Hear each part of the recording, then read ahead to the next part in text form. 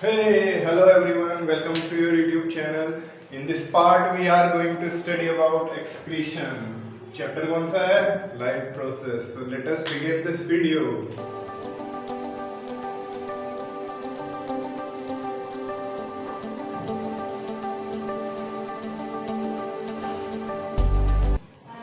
चलो देखो, एक्सक्रीशन की बात कर लेते हैं। अब तक इस चैप्टर के अंदर हम कौन कौन से प्रोसेस पढ़ चुके हैं? Nutrition, right. न्यूट्रिशन के बाद क्या पढ़ा था?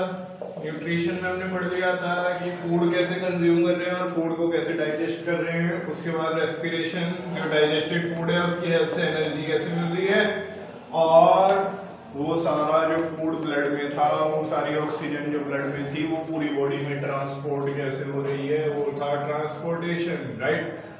आज बात कर लेते हैं कि जितनी भी चीजें हम लोग करते हैं, जितनी भी प्रोसेसेस हम लोग करते हैं, उन सबका क्या कोई वेस्ट मटेरियल भी प्रोड्यूस होता है? बिल्कुल होता है। हम लोग chips, cookies, Kurkure, cold drinks, पता नहीं क्या क्या खाते हैं डेली लाइफ में, राइट। और उससे जो भी वेस्ट मटेरियल है, जो उसके रैपर्स हैं, वो कहाँ जाएंगे?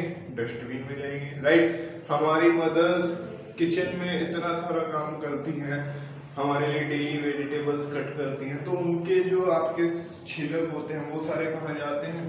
डस्टबिन में। सबका अल्टीमेटली गोल कहाँ होता है? डस्टबिन में जाना, है ना। तो जितना भी वेस्ट मटेरियल पूरे दिन में हमारे घरों में प्रोड्यूस होता है, वो सारा कहाँ चला जाता है? डस्टबिन के अंदर चला जाता है, राइट। तो क्या हो अगर मैं उस डस्टबिन को खाली ही ना करूं? क्या करा? वेस्ट मटेरियल प्रोड्यूस किया डस्टबिन में, वेस्ट मटेरियल प्रोड्यूस किया डस्टबिन में, waste material dustbin, waste material dustbin, waste material dustbin. Dustbin भी तो फुल हो जाएगा ना। एक टाइम ऐसा आएगा डस्टबिन क्या हो गया? फुल हो गया।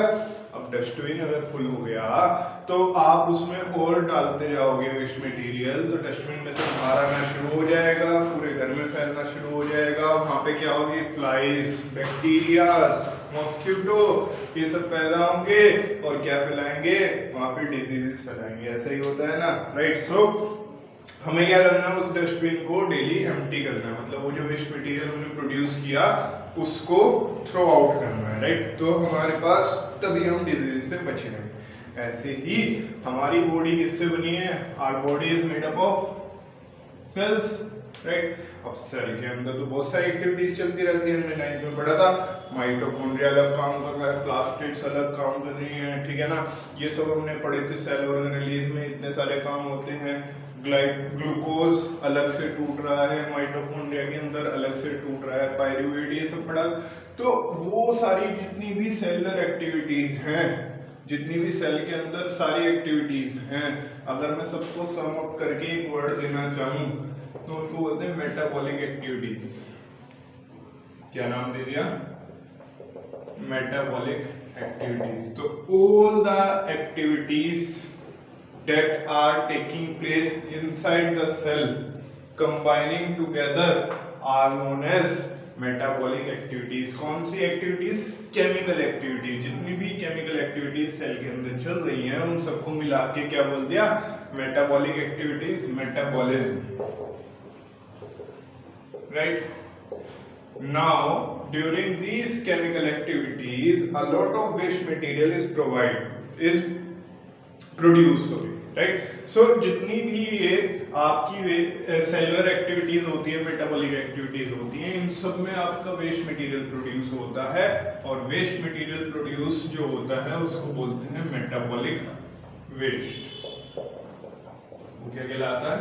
मेटाबॉलिक वेस्ट कहलाता है। And the removal of this metabolic waste from our body is known as excretion. Excretion वो प्रोसेस है जिसमें हमारी बॉडी से इस मेटाबॉलिक वेस्ट को क्या कर दिया जाता है? रिमूव कर दिया जाता है, ठीक है ना। तो आज हम बात करने वाले हैं एक नए प्रोसेस की जिसका नाम क्या है? एक्सक्रीशन। हमारी बॉडी के अंदर जितनी भी एक्टिविटीज होती हैं उनसे जो भी मेटाबॉलिक वेस्ट प्रोड्यूस होता है उसको रिमूव करना बॉडी से, वो क्या कहलाता है? एक्सक्रीशन कहलाता है, राइट। समझ आ रही है बात? एक प्रोसेस और होता है जिसका नाम है इजेशन। इजेशन होता है आपका, हमने अमीबा वाले केस में पढ़ा था, अनडाइजेस्टेड फूड का रिमूवल ऑफ अनडाइजेस्टेड फूड। जो अनडाइजेस्टेड फूड रह जाता है उसका रिमूवल क्या कहलाता है, इजेशन कहलाता है। वहीं अगर मैं बात करूं जितना हमारा मेटाबॉलिक वेस्ट है, मतलब सेल की एक्टिविटीज से प्रोड्यूस होने वाला वेस्ट, वो क्या कहलाएगा, मेटाबॉलिक वेस्ट। और मेटाबॉलिक वेस्ट को रिमूव करने वाला प्रोसेस क्या कहलाता है, एक्सक्रीशन कहलाता है। ठीक है, तो अब एक्सक्रीशन जो होता है वो अलग अलग ऑर्गेनिज्म में अलग अलग तरीके से होता है। जैसे कि अगर मैं बात करूं, मेरे पास जो ऑर्गेनिज्म है तो वो दो तरह से डिवाइड है, मेनली यूनिसेलुलर और मल्टीसेलुलर, राइट।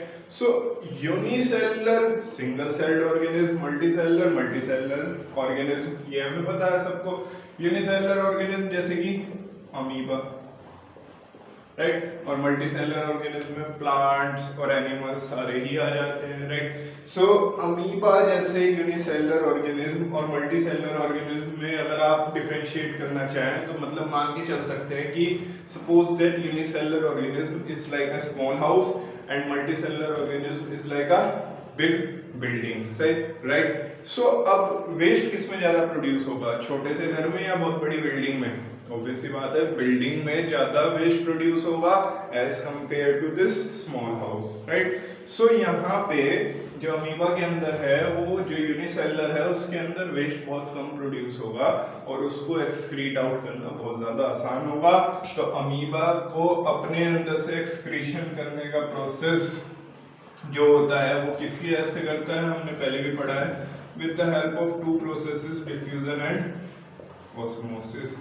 सिर्फ डिफ्यूजन और ऑस्मोसिस की हेल्प से ही अमीबा अपने अंदर से वेस्ट मटेरियल को एक्सक्रीट आउट कर देता है, निकाल देता है और अपने आप को बचा लेता है। ये वेस्ट मटेरियल को निकालना बहुत जरूरी है, क्योंकि अगर ये वेस्ट मटेरियल एक्यूमुलेट होता चला गया तो हमारी बॉडी में क्या करेगा, बहुत सारी डिजीजेस कॉज करेगा, राइट। सो ऐसे ही अमीबा भी अपने आप को डिजीज से बचाना चाहता था, सर्वाइव तो हर कोई करना चाहता है।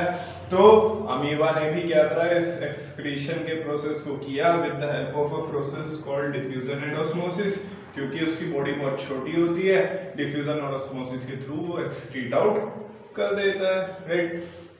अब बात करते हैं मल्टीसेलुलर ऑर्गेनिज्म की। तो मल्टीसेलुलर ऑर्गेनिज्म में ना प्लांट्स भी आते हैं और एनिमल्स भी आते हैं, राइट। तो सबसे पहले बात करते हैं प्लांट्स की। प्लांट्स का तो भाई साहब सिंपल है। अब तक मैंने जितने भी प्रोसेस आपको समझाए उन सब में पहले मैंने आपको एनिमल्स यानी कि ह्यूमन बींग्स के बारे में बताया, एनिमल्स में भी ह्यूमन बींग्स को पहले कंसिडरेशन दिया, प्लांट्स को बाद में दिया। आज हम बात करेंगे पहले प्लांट्स की, बुरा नहीं लगना चाहिए इनको भी, ठीक है ना। तो प्लांट्स की अगर मैं बात करूं तो ग्लास प्लांट्स का बहुत ज्यादा सिंपल प्रोसेस होता है एक्सक्रीशन का, इनको कोई टेंशन ही नहीं है जरा से भी। ये क्या करते हैं, जिस पार्ट में जहां पे वेस्ट मटेरियल प्रोड्यूस हुआ उसी पार्ट के आसपास से निकाल देते हैं उस वेस्ट मटेरियल को। ऐसा नहीं है कि प्रॉपर तरीके से ही निकालेंगे, एक पर्टिकुलर प्लेस से निकालेंगे, नहीं, जहां पे प्रोड्यूस हो रहा है वहीं से रिलीज कर देते हैं। जैसे कि अगर मैं बात करूं कि जैसे आप लोग फोटोसिंथेसिस की अगर मैं बात करूं तो फोटोसिंथेसिस के प्रोसेस के दौरान ऑक्सीजन जो कि एक क्या है, वेस्ट है, ठीक है ना, क्या है, गैसियस वेस्ट है, वो प्लांट्स स्टोमेटा के थ्रू ही निकाल देता है। ऑक्सीजन जो है गैसियस वेस्ट है, उसको कैसे निकाल देता है, स्टोमेटा के थ्रू ही निकाल देता है। और जैसे अगर मैं रेस्पिरेशन की बात करूं तो रेस्पिरेशन में हमने पढ़ा था कि प्लांट्स के अंदर लीव्स में भी रेस्पिरेशन होता है, स्टेम्स में भी, रूट्स में भी। तो वहां से जो रेस्पिरेशन का वेस्ट प्रोडक्ट है, गैसियस वेस्ट प्रोडक्ट है, वो क्या है, कार्बन डाइऑक्साइड। वो कार्बन डाइऑक्साइड को कहां से निकाल देता है, लीव्स से निकाल देता है, और स्टेम से निकाल देता है, रूट से निकाल देता है, लेंटिकल्स की हेल्प से, ठीक है ना, स्टोमेटा और लेंटिकल्स की हेल्प से। पता है, हमने पढ़े हैं ये सारी चीजें।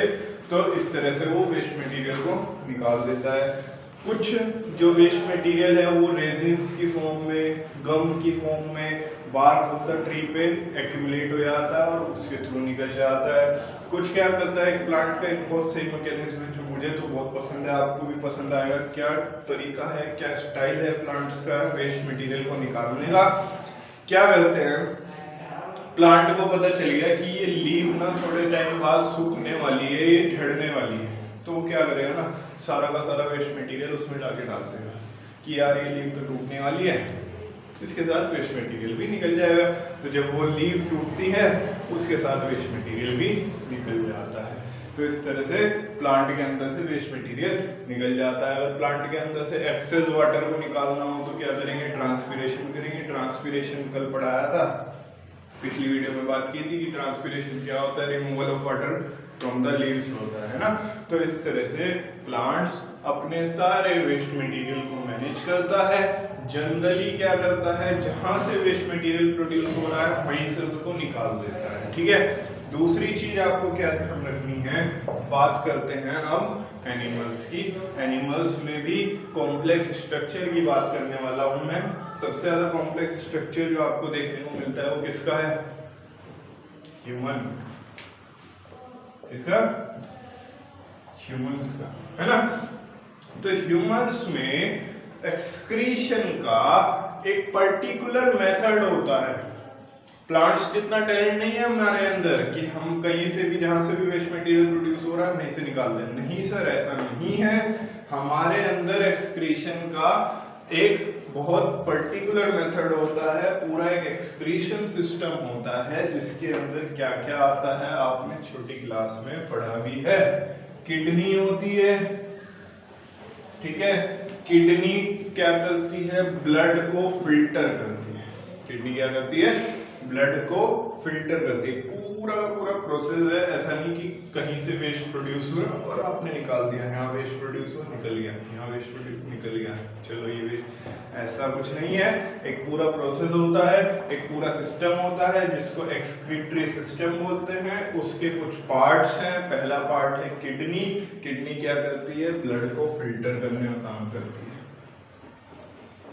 ठीक है। हमारी बॉडी के अंदर जो मेटाबॉलिक वेस्ट होता है, जो जनरेट होता है ह्यूमन बॉडी के अंदर मेटाबॉलिक वेस्ट, वो होता है नाइट्रोजनस वेस्ट, जिसको बोलते हैं यूरिया। हमारे लिए सबसे ज्यादा पॉइजनस सब्सटेंस हमारी बॉडी में जो प्रोड्यूस होता है एज अ मेटाबॉलिक वेस्ट, वो क्या है, नाइट्रोजनस वेस्ट, जो कि यूरिया है। और वो ब्लड के साथ मिक्स रहता है, इसलिए हमें ब्लड को प्यूरिफाई करना पड़ेगा। अगर ये यूरिया नहीं निकलेगा तो ये यूरिया हमारी बॉडी में बहुत सारी डिजीजेस को क्रिएट करेगा। ये यूरिया ब्लड के साथ ट्रांसपोर्ट होता है और कहाँ जाता है, किडनी पे। किडनी इस यूरिया को निकालने का काम करती है, ठीक है ना। तो ये क्या हो गया, फिल्टर कर देती है ब्लड को। इसके बाद ब्लड फिल्टर होने के बाद क्या होता है, ब्लड फिल्टर हो गया, उसके बाद ये यूरेटर्स के थ्रू क्या जाता है, ये बैग लाइक स्ट्रक्चर में जाता है जिसको बोलते हैं यूरिनरी ब्लैडर। और यूरिनरी ब्लैडर में ये कुछ टाइम के लिए स्टोर रहता है और जब यूरिनरी ब्लैडर पूरी तरह से फिल हो जाता है, ये जो ब्लड फिल्टर हुआ ना, ये किस फॉर्म में जा रहा है, ये यूरिन की फॉर्म में जा रहा है। यूरेटर्स से पास होता हुआ ये यूरिन कहाँ जाके एक्यूमुलेट हो जाता है, कहाँ जाके इकट्ठा हो जाता है, यूरिनरी ब्लैडर के अंदर एक्यूमुलेट हो जाता है। पूरा स्ट्रक्चर मैं आपको दिखाने वाला हूँ नेक्स्ट वीडियो के अंदर। पूरे स्ट्रक्चर को अच्छे से पढ़ेंगे।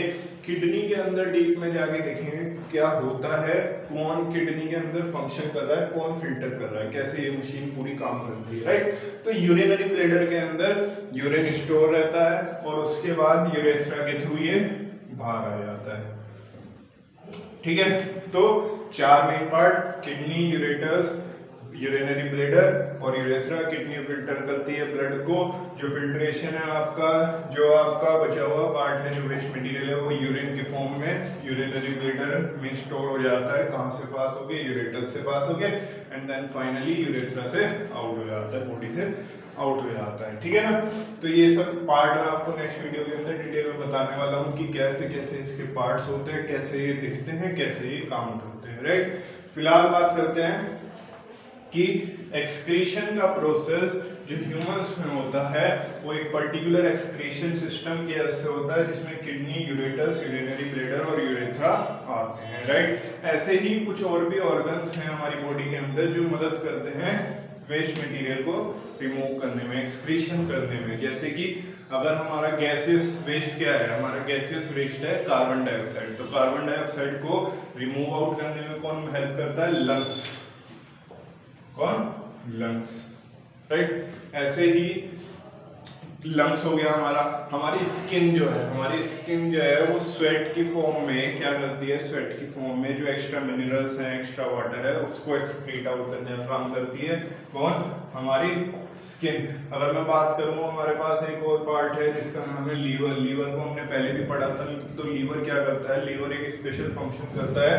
जो डेड आरबीसीज हैं, जो डेड रेड ब्लड सेल्स हैं, उनके अंदर के हीमोग्लोबिन को ये बाइल पिगमेंट में कन्वर्ट करता है। क्या करता है? बाइल पिगमेंट में कन्वर्ट करता है। और बाइल पिगमेंट में कन्वर्ट होने के बाद वो क्या हो जाता है? वो क्या है? एक वेस्ट मटेरियल है। बाइल पिगमेंट क्या है? वेस्ट मटेरियल है, जिसको वो बाइल जूस के साथ सिक्रीट आउट कर देता है। ठीक है ना?